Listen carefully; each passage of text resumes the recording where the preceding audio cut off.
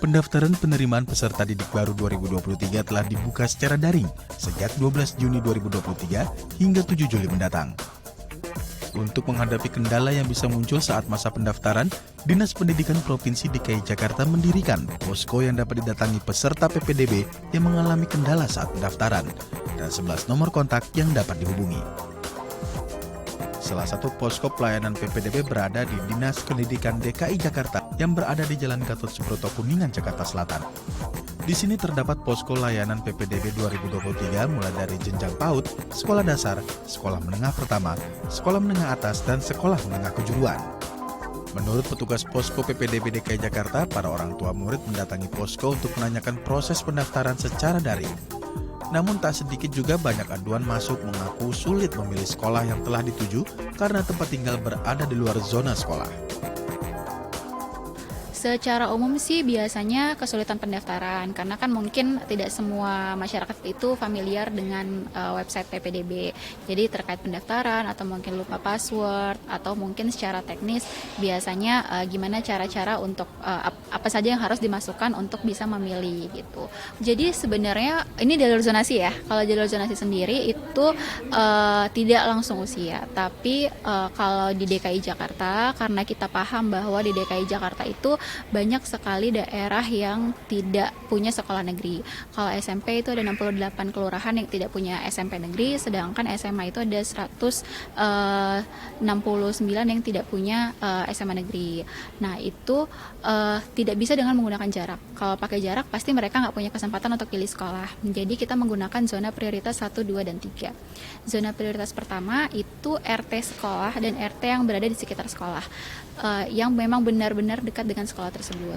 Kemudian zona prioritas 2 adalah RT yang berada di sekitar sekolah berdasarkan hasil pemetaan. Baru zona ketiga menggunakan zona berbasis kelurahan. Itu pun tidak semua kelurahan yang bisa masuk ke sekolah tersebut. Sudah ada pemetaannya juga.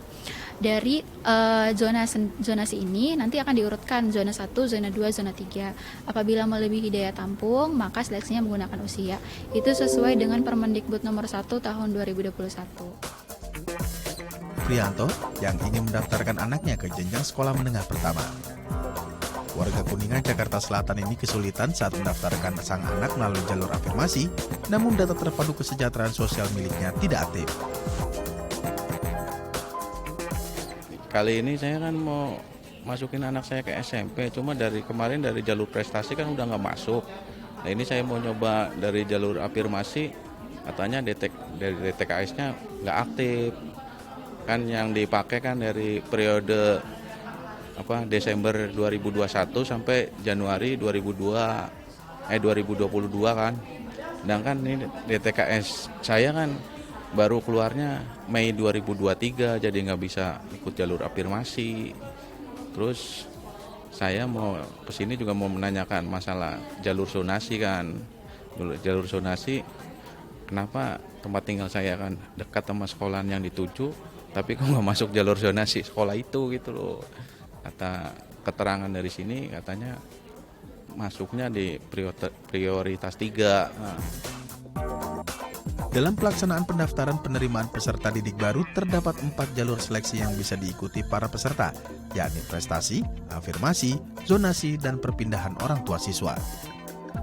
Para peserta diharapkan tidak terlalu cemas karena kuota yang telah disiapkan pada tahun ini cukup banyak, di mana untuk jenjang SD sebanyak 92.716 kursi, SMP sebanyak 70.207 kursi, kemudian SMA 27.932 kursi, dan SMK 19.379 kursi.